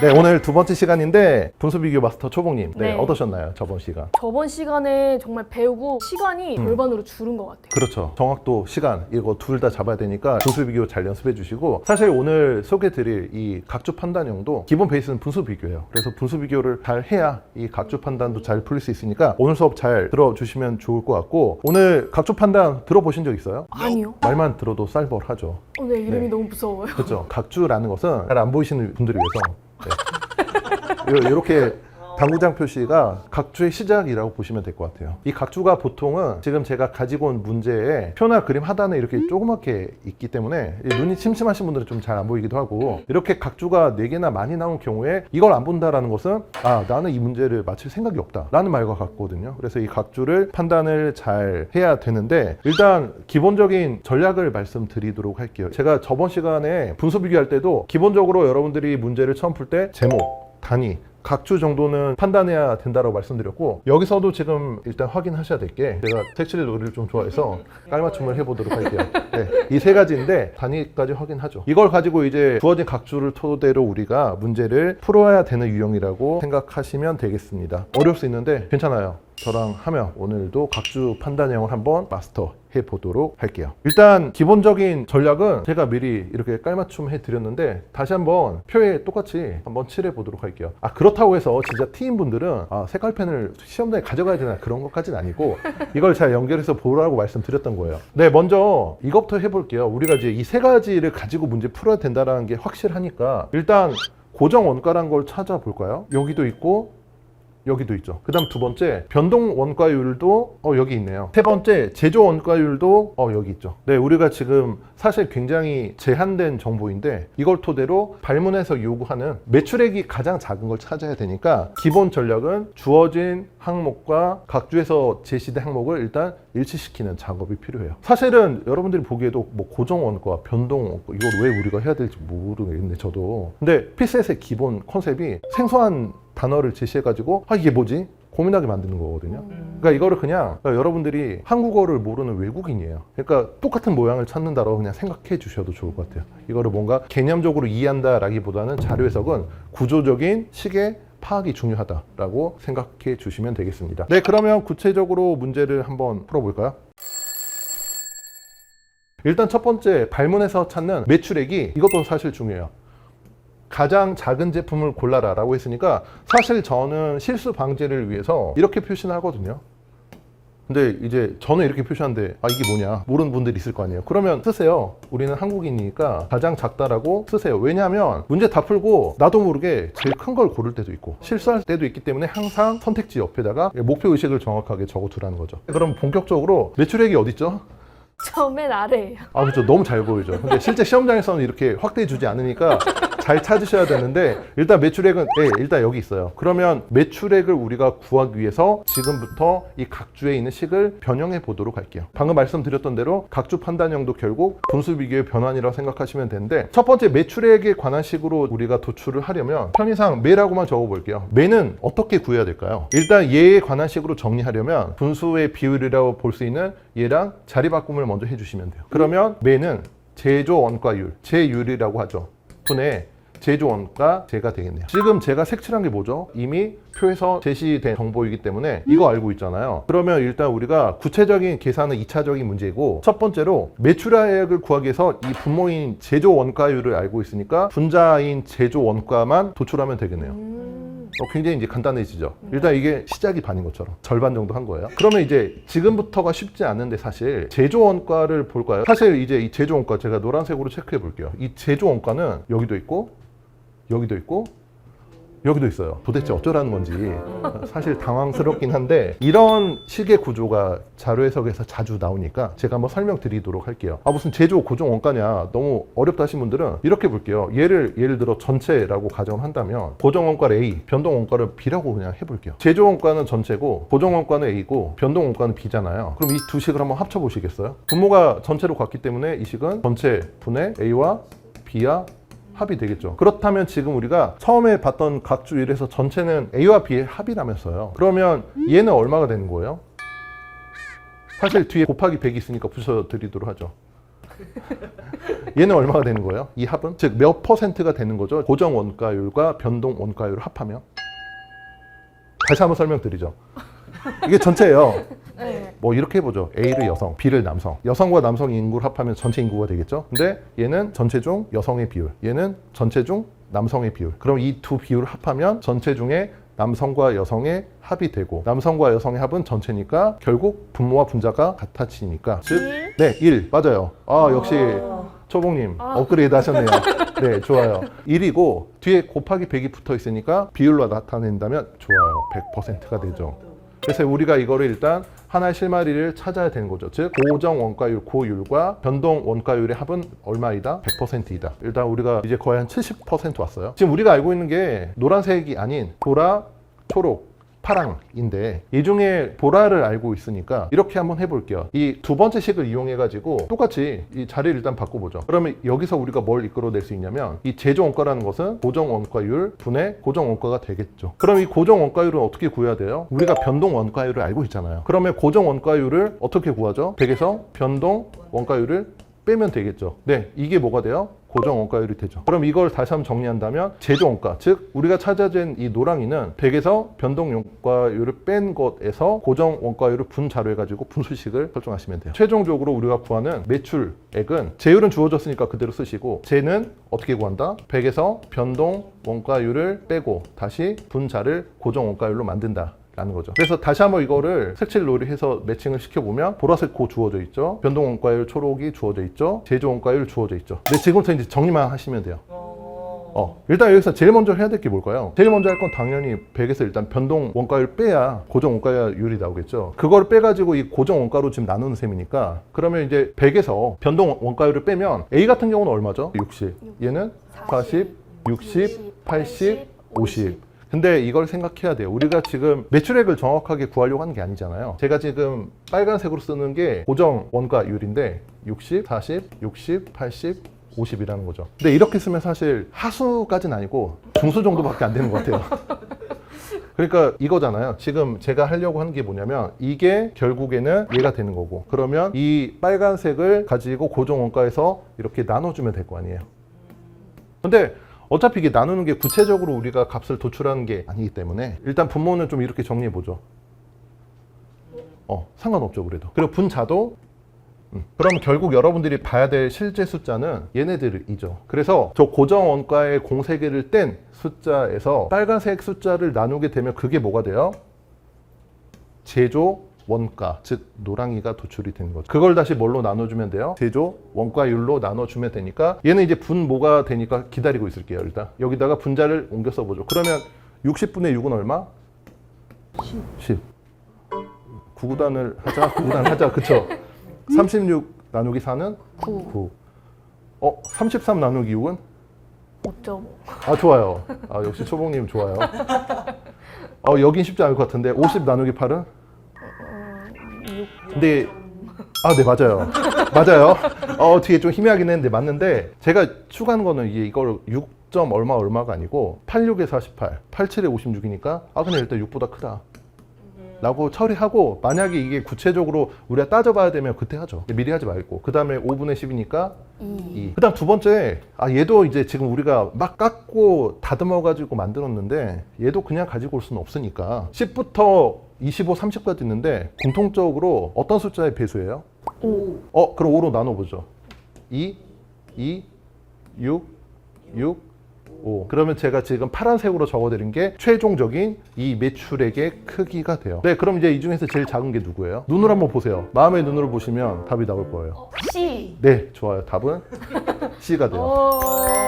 네, 이렇게 하면 각주 판단형도 풀 수가 있습니다. 실제로 시험에서도 시간이 좀 걸리는 문제인가요? 맞아요. 이 필셋이 영역별로 25문제인데 원래 20번 때 접어들면 어려운 문제인데 이 문제가 22년도 7급 21번으로 출제가 됐죠. 그래서 그 당시에 제가 이 문제를 굉장히 강조했는데 이 문제를 푼 친구들은 거의 다 합격했고 이 문제를 못 푼 친구들은 약간 좀 위험하긴 했어요. 그래서 이 문제가 정말 합격의 키포인트가 됐던 문제로 저도 기억하고 있습니다. 지금이야 선생님이 풀어주셔서 이렇게 빨리빨리 풀어지지만 제가 혼자 풀려면 저 각주를 빨리 스스로 혼자서 판단해야 되는 거죠. 어떻게 맞아요. 어떤 힌트로 써먹을지. 그렇죠. 그래서 이제 항상 기억을 해야 될 게 일단 발문에서 요구한 항목 찾고 제가 색칠 놀이라고 했지만 주어진 항목 체크하다 보면 이제 구조가 처음엔 잘 안 보일 수 있죠. 근데 이 각주 판단형도 연습을 하고 문제 풀다 보면 이런 구조로 얘를 물어보는구나 라는 것을 이제 캐치할 수 있기 때문에 연습을 하시면 누구나 사실 저는 할 수 있다라고 볼 수 있고 그래서 이제 원래 사실 각주 판단형 난도가 높은 편이에요. 이 문제를 맞춰야 소위 말하는 80점 이상의 고득점의 길로 시작하는 첫 관문이라고 생각할 수 있고 자신감 잃지 말고 꾸준히 하다 보면 누구나 할 수 있는 부분이니까 제 경험상 잘할 수 있는 공부라고 보시면 되겠습니다. 최근에 이제 각주 판단형이 많이 출제되고 있으니까 여러분들이 잘 커버를 해야 되는 영역이라고 저는 생각이 듭니다. 선생님. 네. 선생님도 그럼 처음 문제 푸셨을 때 가장 어려워하는 유형이 있으셨어요? 저는 없었죠. 농담이고 사실 특별하게 어려운 유형은 없었어요. 마스터니까. 없었는데 이제 우리가 다음 시간에 할 저는 조건 판단형이 이제 어렵다기보다는 시간이 좀 많이 필요해서 그 부분이 좀 까다로웠던 것 같아요. 저도 초시생 시절 있었다 보니까 저는 사실은 제가 거의 기출문제 풀고 독학으로 했었거든요. 뭐 할만하더라고요. 저는 그때 제가 착각했죠. 내가 필세적 인간인가? 소위 말하는. 근데 이제 그게 실제 시험을 보고 수많은 고수들이 있는 걸 깨닫고 이건 아니구나라고 깨달았죠. 하지만 이제 필세지라는 게 처음에 시작하면 누구나 어렵지만 내가 할 수 있다고 생각하고 이 시험에 발을 들이는 이상 피해갈 수 없잖아요. 그 생각을 하고 뭔가 좀 도전한다 보면 어느 순간 내가 고수가 돼 있다는 것을 충분히 발견할 수 있을 테니까 포기하지 말고 꼭 하시라 말씀드리고 싶어요. 선생님은 이과셨나요? 저는 문과입니다. 제가 오. 교재에 이력에도 다 쓰는데 저는 원래 학부 전공이 법학부였고 이럴 수가. 지금 대학원 다니고 있는데 대학원 전공도 행정학이거든요. 완전 이거랑 길을 상관이 없는데 근데 저는 물론 사실 원래 숫자를 좀 좋아하긴 했어요. 수학을 잘하진 않았는데 제가 이제 원래 5급 공채 시험 준비했었는데 저는 이제 그 중에서 경제학을 제일 좋아하긴 했거든요. 숫자. 네. 어쨌든 이제 제가 말씀드리고 싶은 게 전공과 무관하게 누구나 자료 해석을 문과생이라도 야 너도 할 수 있다라는 거죠. 네. 이렇게 말씀드리고 싶네요. 선생님, 저도 선생님처럼 열심히 해서 시험 합격해보겠습니다. 좋아요. 제가 도와드릴 테니까 저를 믿고 쭉 따라오시고 네, 그럼 여기서 마무리하도록 할게요. 다음 주에 봐요. 안녕. 감사합니다. 저번 시간에 말씀드렸던 각주 판단형이 80점을 넘는 관문이라면 조건 판단형은 90점을 넘는 관문이라서 최근에 7급 공채 커트라인이 굉장히 높잖아요. 하수는 여러분들이 하수라는 게 아니에요. 여러분들이 하수가 아니에요. 그리고 오늘 이 강의를 듣고 나면 고수가 될 수가 있어요. 안녕하세요. 해커스피스의 자료에서 김용훈입니다. 초봉이님, 저번 시간에 우리 각주 판단 좀 어려워하셨잖아요. 네. 연습은 좀 해보셨나요? 집에서 똑같은 문제를 풀어봤는데 안 풀리더라고요, 선생님. 그렇죠. 원래 각주 판단 문제가 처음에 굉장히 어려워요. 근데 한번 길을 트기 시작하면 어렵지 않으니까 될 때까지 좀 꾸준히 연습을 해주시면 좋을 것 같고 분명 이번에도 마스터할 수 있을 거라고 저는 장담합니다. 오늘은 조건 판단형 알려드릴 건데 혹시 어떤 유형인지 알고 계시나요? 정확히는 모르는데 그 조건에 맞춰서 문제를 풀어라 이런 느낌 아닐까요? 네, 맞아요. 조건 판단형이 사실 어떻게 보면 컨셉은 각주 판단형과 비슷한데 차이가 있다면 얘는 지금 각주가 없죠. 그러니까 우리가 저번 시간에 했던 각주 판단형은 각주로 정보를 줬다면 조건 판단형은 별도의 박스로 정보를 줬다라는 점이 가장 큰 차이가 있어요. 그리고 기본적인 컨셉이나 푸는 과정은 거의 비슷하다라고 보시면 되겠습니다. 다만 난도 차이가 있는 게 각주 판단형은 많은 정보를 이렇게 집약해서 각주로 처리하다 보니까 문제 길이가 상대적으로 크게 길지 않는데 지금 여러분들이 보고 있는 이 조건 판단형이 보통 박스에 들어간 정보가 많거든요. 그렇다 보니까 조건 판단형은 난도 문제라기보다는 시간 문제이다 라고 생각하셔야 돼요. 그래서 실전에서는 각주 판단형도 마찬가지지만 조건 판단형도 한 3분 정도는 일단 투자를 해야 풀릴 문제가 많다라는 거. 별로 재밌게 느껴지진 않죠. 하지만 각주 판단형보다 그러면 문제 한번 풀어볼까요? 네. 첫 번째 시간 분수 비교부터 했던 것처럼 기본적으로 발문 보시고 발문에서 지금 물어보는 게 뭐죠? 선정 방식에 따라서 홍보업체를 골라봐라 라고 돼 있잖아요. 그럼 이 조건 판단형은 사실 선정 방식이라 주어진 이 조건을 먼저 해석하는 게 1순위예요. 이거를 빠르게 해석할 자신이 없다면 이 문제 자체를 후순위로 풀어주시는 게 전략적으로 좋다라고 생각하시면 될 것 같고 지금 심플하게 2개 조건이니까 한번 같이 보도록 할게요. 공공정책 홍보 경력이 있는 업체 중에서 인지도가 가장 높은 한 곳과 없는 업체 중 인지도가 가장 높은 한 곳을 각각 선정하자. 일단 대략적으로 읽어보니까 있는 애들 하나 뽑고 없는 애들 중에서 하나 뽑자 라는 뉘앙스인 것 같죠. 그러면 표와 한번 비교해 보도록 하죠. 홍보 경력은 어디에 있죠? 여기 있으니까 그러면 이제 색깔놀이를 좀 해보도록 하죠. 홍보 경력이 있는 애들, 없는 애들을 일단 나눠서 판단을 하라는 의미이죠. 그 다음 두 번째, 조건 판단형은 컨셉이나 유형이 세부적으로도 굉장히 다양하기 때문에 일률적으로 딱 하나 뭐 전략이다라고 말씀드릴 수 있는 게 제가 오늘 가지고 온 문제가 이 조건 판단형 중에서도 가중치를 부여하는 문제라고 일단 이해해 주시면 되겠습니다. 그래서 지금 홍보업체 인지도라는 식을 보니까 홍보업체 인지도는 미디어 채널 구독자의 0.4를 곱하고 SNS 팔로워 수의 0.6을 곱한다 라고 되어 있으니까 그럼 일단 제가 3가지 패턴으로 보여드릴게요. 하수는 여러분들이 하수라는 게 아니에요. 하수는 그래 여기다 0.4를 곱하고 여기다 0.6을 곱해야지 라고 하고 나도 하세요. 여러분들이 하수가 아니에요. 그리고 오늘 이 강의를 듣고 나면 고수가 될 수가 있어요. 하수면 이렇게 적고 시작을 한다는 거죠. 중수는 어떻게 하냐면 소수점을 달고 할 필요가 있어? 여기에 가중치가 있구나 또는 2대 3의 가중치가 있구나 라고 해서 그냥 2와 3만 곱하는 거죠. 우리가 구체적으로 인지도가 가장 높은 곳을 찾으라는 거지 그 인지도의 구체적인 계산을 하라는 게 아니니까. 근데 고수가 보면 아직 멀었네 라고 하죠. 고소는 어떻게 해요? 2대 3 맞아. 근데 이걸 좀 더 세분화 보면 1대 1.5니까 그러면 여기다가 1.5만 곱해가지고 더해야지. 그리고 사실 1.5로 곱한다는 것은 어렵잖아요. 이유부터 보도록 하죠. 1.5를 곱한다는 것은 원래 주어진 숫자의 절반을 더한다. 이거 얼마 더하면 돼요? 75를 더하면 되고 여기도 120을 더하면 되고 여기는 얼마? 이쯤 하면 좀 생각을 해볼게요. 왜냐면 45를 절반으로 나눠서 더한다면 그조차 스트레스니까 일단 A와 C를 볼게요. 165가 되고 얘가 170이 되고 그러면 이제 보죠. 1.5가 아니라 2배를 해도 90이니까 90, 60 합은 150이니까 굳이 F를 계산할 필요가 있을까? 일단 C야. 라고 도출하면 되는 거죠. C가 포함돼야 되니까 선지 정리도 좀 해주시고, 우리가 이제 다 할 필요도 없어요. 누구랑 누구만 보면 돼요. B랑 D만 보면 되죠. D도 어때요? 여기다가 절반을 더해서 90을 더하는 거니까 그러면 170, 180이니까 B가 되겠네요. 답은 3번이 되겠네요. 여러분들이 고수가 되십시오. 네. 사실 제가 아까 처음 말씀드렸을 때도 단순히 0.4, 0.6을 곱해가지고 누구나 풀 수는 있어요. 그리고 2대 3으로 바꿔서도 공부를 좀 하면 풀 수가 있어요. 근데 문제 출제 의도는 그게 아니고 이쪽 숫자만 조정해서 풀어봐라 라는 게 저는 궁극적인 컨셉이라고 생각이 듭니다. 그래서 이 조건 판단형 사실 문제를 좀 다양하게 풀어보셔야 되고 여러분들이 문제도 많이 접해야 된다라는 특성이 있으니까 그런 부분들을 고려해가지고 여러분들이 공부를 해주시면 되겠습니다. 선생님, 근데 네. 이 조건 판단에서 저 조건들이요. 네. 항상 비슷한 형식으로 나오나요? 아니면 항상 다 다르게 나오나요? 초심자라면 다 다르게 느껴져요. 근데 이제 공부를 한 6개월 이상 거의 1년 가까이 하면 그래도 패턴이 비슷한 조건들이 있구나. 하나하나 케이스를 수집해가지고 여러 가지 조건들이 출제가 된다면 그걸 이제 대비하는 형식으로 최대한 많은 형태 문제를 접할 필요가 있다라고 생각이 들고, 저번 시간에 말씀드렸던 각조 판단형이 80점을 넘는 관문이라면 조건 판단형은 90점을 넘는 관문이라서 최근에 7급 공채 커트라인이 굉장히 높잖아요. 실제로 90점 이상을 받으려면 이러한 조건 판단형까지 전체 모든 조건 판단형을 커버하기 힘들겠지만 절반 이상은 좀 가지고 가야 점수가 보이지 않을까 생각이 들어요. 혹시 저 같은 초시생들한테 가장 중요하게 가져야 할 마음가짐이 있을까요? 사실 그렇죠. 중꺾마. 중요한 건 꺾이지 않는 마음인데 마음. 제가 이제 그래도 2013년부터 강의를 시작해서 올해 이제 벌써 13년 차이긴 한데 수험 기간을 1년이라고 하면 학생들이 가장 많이 포기하는 시점이 언제라고 혹시 생각하시나요? 시작하고 한 2달 있다가 포기하는 경우가 되게 많거든요.